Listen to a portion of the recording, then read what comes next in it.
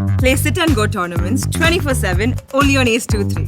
This game involves an element of financial risk and may be addictive. Please play responsibly and at your own risk. महाराष्ट्रभरातली या घडीची तुम्हाला धक्का देणारी सगळ्यात मोठी बातमी, एबीपी माझाचं सगळ्यात मोठं स्टिंग ऑपरेशन. एकीकडे चांद्यापासून बांद्यापर्यंतचा अवघा सर्वसामान्य नागरिक कोरोनाच्या एका लशीसाठी पहाटेपासून रांगेमध्ये उभा राहतोय. पण लस मिळेल, डोस मिळेल याची काहीही शाश्वती नसते. काही जणांना परवडत नाहीये, पण तरी सुद्धा पदरचे 700-800 रुपये मोडून खासगी केंद्रांवर लस घ्यावी लागते. पण दुसरीकडे त्याच महाराष्ट्रामध्ये कोरोना लसीचा काळा बाजार सुरू आहे. एबीपी माझाच्या कॅमेऱ्यामध्ये हा काळा बाजार कैद झालाय आणि तुमच्या आमच्या हक्काच्या लसीवर डल्ला मारणाऱ्यांमध्ये सरकारी कर्मचारीच आघाडीवर आहेत, हेही उघड झाले. औरंगाबादमध्ये याचं एक उदाहरण समोर आलंय.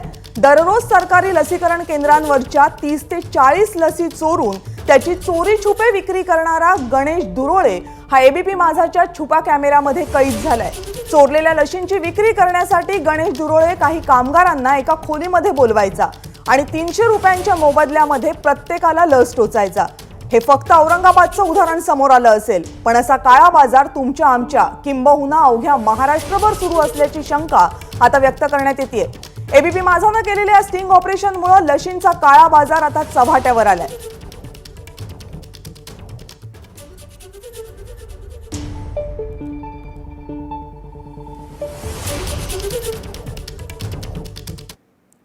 आणि एबीपी माझाच्या कॅमेऱ्यामध्ये औरंगाबाद मधून गणेश दुरोळीची ही दुष्कृत्य काय कैद झालेली आहेत, काय सांगतायत ही दृश्य आपण बघूयात.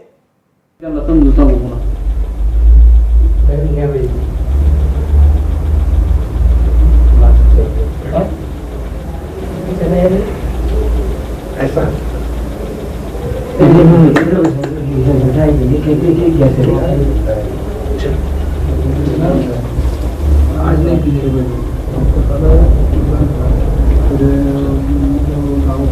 आज मत पियो भैया, तो कल पिया ठीक है. मग या पटापट आपले नंबर जाऊन माझं कधी मोबाईल नंबर हा या मग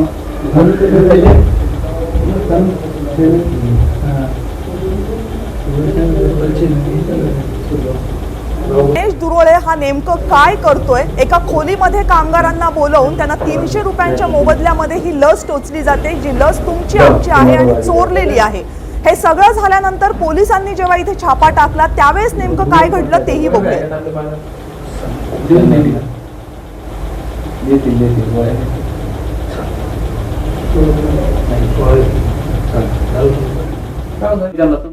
आणि हे सगळं स्टिंग ऑपरेशन छुप्या कॅमेऱ्यामध्ये कैद करणारे आमचे प्रतिनिधी, औरंगाबादचे प्रतिनिधी कृष्णा केंडे आपल्या सोबत आहेत.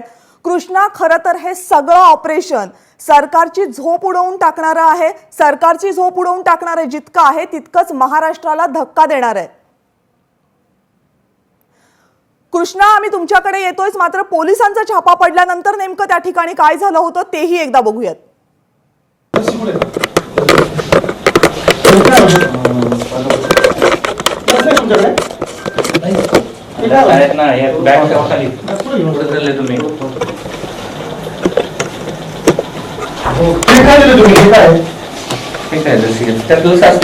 तुमच्या हाताने काढा दादा. आहेत दादा 30 लस तिथे बसा.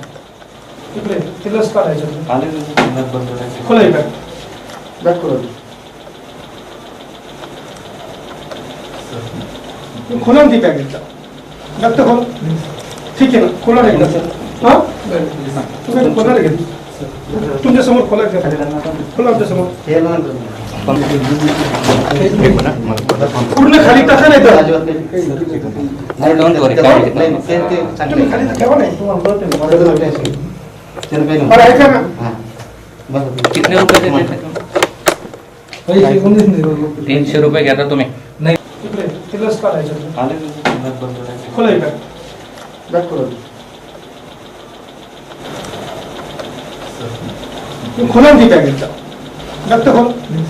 ठीक आहे ना, खोला नाही हा तुम्ही खोला नाही तुमच्या समोर खोला खोला आमच्या समोर पूर्ण खाली टाका नाही तर डोंट वरी तुम्ही खाली तर ठेवा नाही बरं ऐका ना कितने रुपये देते आणि गणेश दुरोळेचं हे दुष्कृत्य जिथे सुरू होतं, जिथे कामगारांना ही लस चोरी छुपे दिली जात होती, त्या घटनास्थळावर नेमकं काय चाललेलं होतं, त्या घटनास्थळावरूनच आढावा घेतला आमचे प्रतिनिधी कृष्णा केंडे यांनी. एकीकडे सर्वसामान्य लोकांना लस मिळत नाही, मात्र दुसरीकडे लस कशा पद्धतीनं विकली जाते हे एबीपी माझा तुम्हाला दाखवतोय. एक कर्मचारी आहेत, शासकीय कर्मचारी, औरंगाबादेतल्या साजापूर भागातली ही एक रूम आहे आणि या रूममध्ये लसीकरण सुरू होतं. प्रत्येकाकडून 300 रुपये घेतले जात होते आणि ही लस देण्यात येत होती. हे सगळं सामान आपण पाहतोय की पोलीस देखील आहेत या ठिकाणी. कशा पद्धतीनं हे सगळं इथे आणलं गेलं हे देखील तुम्ही पाहू शकता आणि अशा पद्धतीची ही जी कारवाई आहे ते वाळूज पोलिसांनी केलेली आहे. हे सगळे लसीचं साहित्य आहे आणि आत्ता आपण पाहतोय की एक बॅगमध्ये हा कर्मचारी घेऊन आलेला होता. हे करतात काय, जी प्राथमिक माहिती मिळाली आहे त्यानुसार ही जी लोकं आहेत तिकडे लस संपली म्हणून सांगतात आणि इकडे ही लस विकली जाते. प्रत्येक व्यक्तीला 300 रुपये घेऊन ही लस विकली जाते. कितने पैसे आपसे लिए थे दादा और क्या आम्हाला याच्याविषयी काय माहिती नाही सर. आम्ही आमच्या कंपनी थ्रू आलो. आपल्यासोबत इथले शिवसेनेचे कार्यकर्ते देखील आहेत ज्यांनी हे सगळं प्रकरण समोर आणलं. काय हा सगळा प्रकार आहे? विषय असा आहे, लसीकरण केंद्रावर जे आहे आपल्याला तिथं सांगितलं जातं की बाबा 30 लसी आल्या, 40 लसी आल्या, हे सगळे बांधव आणलं बाळ वारंवार नाही का. यांचे मॅडम असतील तिथं कोणत्या ज्या आरोग्य केंद्रावर हे करत असतील त्यांना आपण तिथं सगळं सांगितलं की बाबा तुम्ही हे तुमचं जे वशिलेबाजी किंवा हे सगळं प्रकरण करू नका. काय करतात ते सांगा. हे काय करतात? हे जे करतात तिथं लस संपलं म्हणून सांगतात आणि इथे येऊन बाहेर नाही लिगली दाखवण्याचा प्रयत्न करतात. त्यांचं ऑनलाईन रजिस्ट्रेशन करून घेतात पहिले आणि त्यानंतर ते जे आहे सगळं लोकांना जे लिगली दिसेल लोकांना बाहेर जाऊन लस विकतात. किती रुपये? आता हे युवा सेनेच्या माध्यमातून किती रुपयाला विकली जाते लस? 300 रुपयाचं आम्हाला टिप भेटलेली सर. 300 रुपयाला लस विकली जाते. Okay okay. आता आपण पाहतोय की हे सगळं साहित्य आहे आणि यामध्ये लस देखील आहेत आणि आता यांनी 4 ते 5 जणांना लसी दिलेल्या आहेत आणि काही लोकांना आता देत होते. आज हे 30 लसी देणार होत्या. किती लोकांना लसी दिल्या आहेत हे इथून आपल्याला कळेल. हे 1, हे 2, हे 3, 4, 5, 6, 7, 8, 9 आणि 10 लोकांना ही लस दिलेली आहे आणि इथे लसीची बाटली आहे.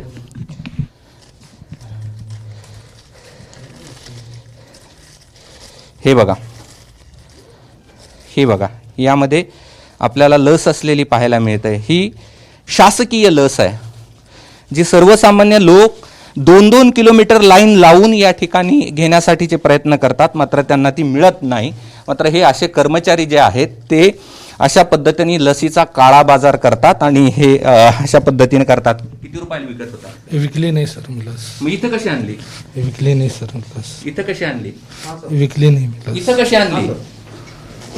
इथं कशी आणली? हे कोविड सेंटर आहे, हे लसीकरण केंद्र आहे. नाही मग कशी आणली? आता आपण पाहतोय की त्यांच्याकडे कसलंही उत्तर नाही आहे. पोलिसांनी त्यांना ताब्यात घेतलंय. मात्र कशा पद्धतीनं औरंगाबादमध्ये लसीचा हा काळा बाजार सुरू होता हे आपण या ठिकाणी पाहतो आहोत. हे पोलीस कर्मचारी आहेत आणि त्यांनी आता या व्यक्तीला ताब्यात घेतलेला आहे. कॅमेरामन धनंजय दारुंटेसह मी कृष्णा केंडे, एबीपी माझा, साजापूर, औरंगाबाद. आणि हा सगळा प्रकार उघड करणारे आपले प्रतिनिधी कृष्णा केंडे आता आपल्यासोबत आहेत. कृष्णा, हा सगळा प्रकार अत्यंत धक्कादायक आहे, तितकाच संतापजनक आहे आणि अर्थातच सरकारची झोप उडवून टाकणारं हे वास्तव आहे.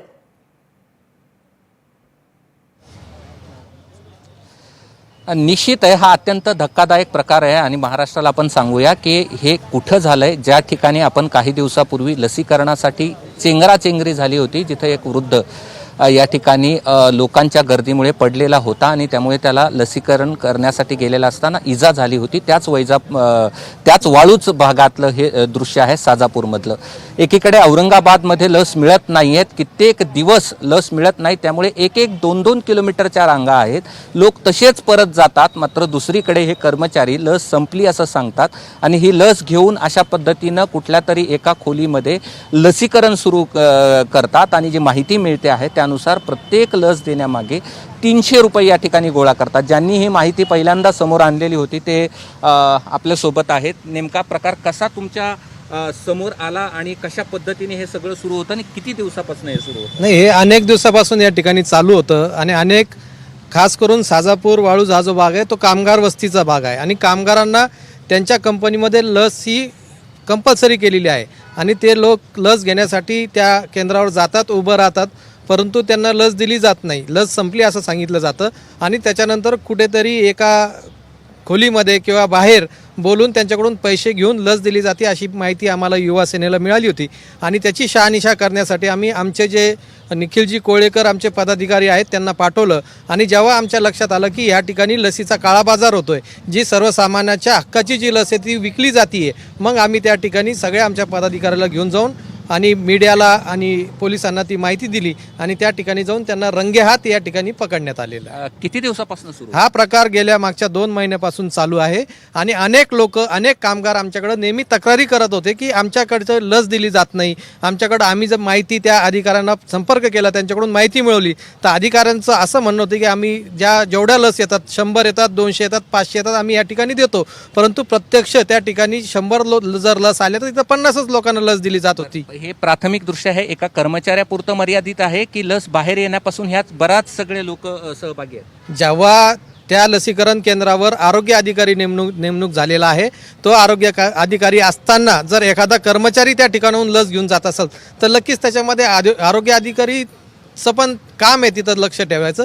कदाचित तोही याच्यामध्ये मिळालेला असेल असं आमचं मत आहे. निश्चितच कविता, आपण पाहतोय की हे अत्यंत धक्कादायक आहे आणि अशा पद्धतीने औरंगाबादमध्ये हा सगळा सावळा गोंधळ सुरू होता. पोलिसांनी त्या व्यक्तीला ताब्यात घेतलंय, पुढची प्रक्रिया करत आहेत.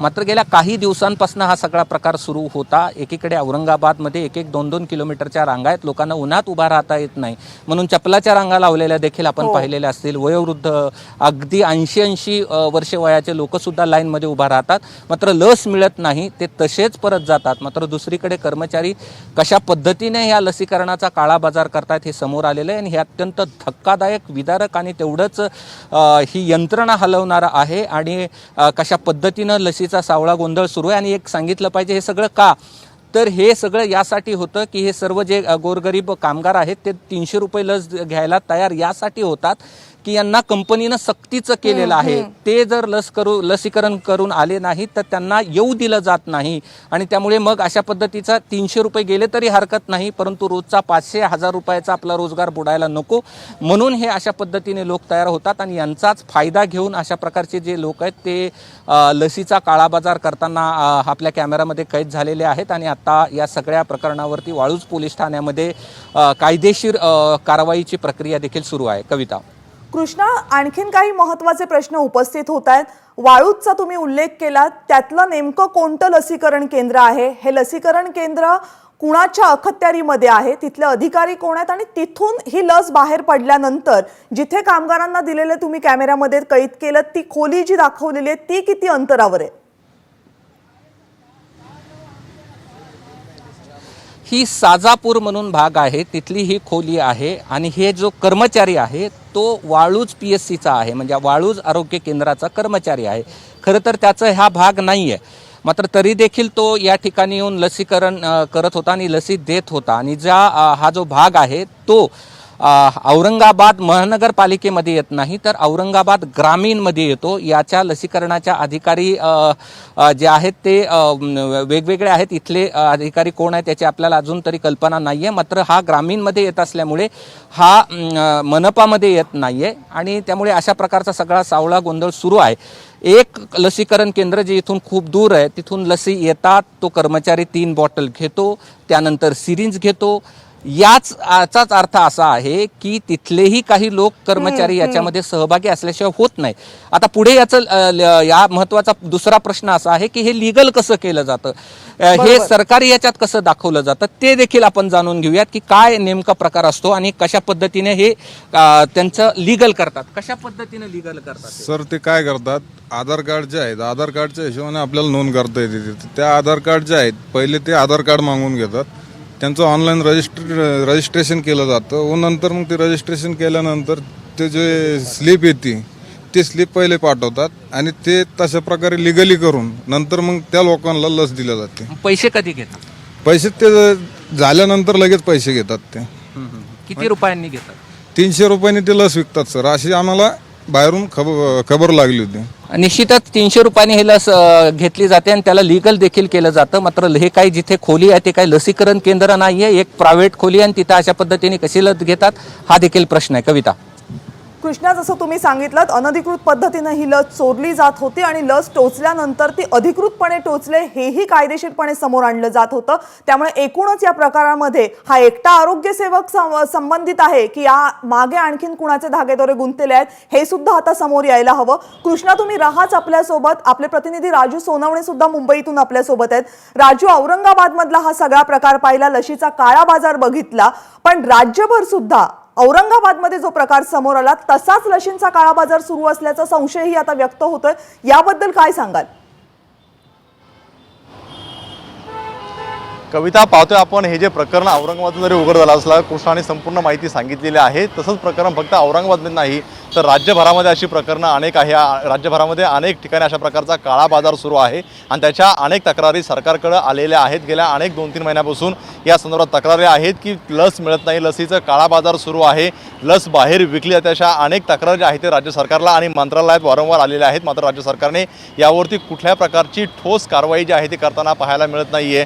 ज्या प्रकारे लस वाटपामध्ये सुसूत्रता आणलेली नाहीये, काळा बाजार झाला तर नेमकी काय कारवाई करायची यावरती सुद्धा अद्यापर्यंत कुठल्या प्रकारची भूमिका राज्य सरकारने समोर आणलेली नाही. त्यामुळे हा काळा बाजार जो आहे तो फक्त औरंगाबादमध्ये नाही तर राज्यभरातल्या अनेक ठिकाणी हा असाच काळा बाजार आपल्याला पाहायला मिळतोय. मुंबईमध्ये जे काही रॅकेट उघड झाला होता तो पण याचाच एक भाग म्हणावा लागेल. अशा अनेक रॅकेट जे आहेत राज्यभर सुरू आहेत. अनेक ठिकाणी जर पाहिलं आपण, ज्या ठिकाणी शासकीय लसीकरण केंद्र आहे त्या ठिकाणी तासन-तास अनेक जण लाईन लावतात, मात्र लस संपली असं सांगितलं जातं आणि त्याच विभागामध्ये खाजगी रुग्णालयामध्ये जे आहे ती मोठ्या प्रमाणावरती लस मिळताना आपल्याला पाहायला मिळते. याचाच अर्थ काहीतरी यामध्ये गोडबंगाल आहे. एकूण जर पाहिलं तर केंद्र सरकारने सुद्धा राज्य सरकारला मिळणारी लस आणि खाजगी रुग्णालयाला मिळणारी लस याचं सुद्धा प्रमाण ठरवून दिलेलं आहे. मात्र जे काही शासकीय लसीकरण केंद्र आहे त्यामध्ये वारंवार आपल्याला तुटवडा पाहायला मिळतो आणि खाजगी रुग्णालयामध्ये नेहमीच आपल्याला लस उपलब्ध पाहायला मिळते. याचा अर्थ कुठंतरी राज्य सरकारच्या कोट्यातील किंवा शासकीय कोट्यातील लस जी आहे ती खाजगी रुग्णालयामध्ये जाताना पाहायला मिळते. हा एक प्रकार आहे आणि ज्या प्रकारे कर्मचाऱ्यांनी ही लस परस्पर जे आहे ते लांबून विकलेले आहे त्याचे सुद्धा अनेक प्रकार आहेत. त्यामुळे कुठंतरी एक मोठं प्रकरण जे आहे ते समोर आलेलं आहे. राज्य सरकारच्या पुढे अनेक तक्रारी आहेत. आरोग्यमंत्र्यांना सुद्धा या संदर्भामध्ये अनेक तक्रारी प्राप्त झालेल्या आहेत. मात्र राज्य सरकार यावरती कधी कारवाई करणार हा खरा प्रश्न आहे. कारण आपण दुसरीकडे पाहिलं तर कुठंतरी जे काय राज्य सरकारला मिळणारी लस आहे त्या तुलनेमध्ये एकूण जर पाहिलं तर आपल्याला लसीकरण होताना पाहायला मिळत नाही. मग ही लस जाती तरी नेमकी कुठे हा सगळ्यात मोठा प्रश्न आहे. त्यामुळे एक मोठं रॅकेट आहे. त्यामुळे सरकार यामध्ये लक्ष घालणार का आणि कारवाई करणार का असा प्रश्न समोर येतोय. कविता. निश्चितच लसीकरणाच्या एकूणच कार्यक्रमाकडे आता पुन्हा एकदा आढावा घेण्याची गरज आहे आणि ह्या सगळ्या प्रकरणामध्ये सरकार काही धोरणात्मक निर्णय आता घेणार का हाही प्रश्न उपस्थित होतोय. जेव्हा गणेश दुरोळीचं हे सगळं दुष्कृत्य समोर आलं त्यानंतर हा सगळा प्रकार औरंगाबादमधला पाहिल्यानंतर आणि राजू सोनवणे जशी आपल्याला राज्यातली माहिती देतात ते बघितल्यानंतर ऐकल्यानंतर काही प्रश्न एबीपी माझा नक्की उपस्थित करते.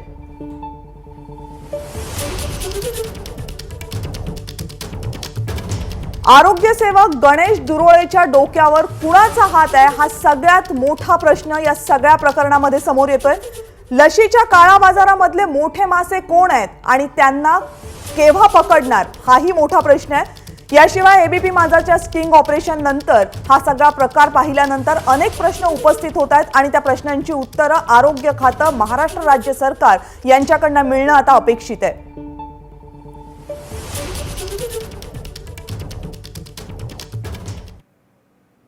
त्यामुळे हे सगळं ऑपरेशन पाहिल्यानंतर आता महाराष्ट्र राज्य सरकार काय निर्णय घेतंय, यावर काय कारवाई करतंय आणि याच्याशी लागेबांधे असलेले इतरांना केव्हा समोर आणते, त्यांचा पर्दाफाश कधी होतोय, या सगळ्या प्रश्नांची उत्तरं महाराष्ट्राला हवी आहेत. कृष्णा आणि राजू, तुम्ही सगळ्यांनी ही सविस्तर माहिती दिलीत आणि हे सगळं वास्तव महाराष्ट्रासमोर उघड केलं, त्याबद्दल तुमचे दोघांचेही आभार. एबीपी माझा, उघडा डोळे बघा नीट.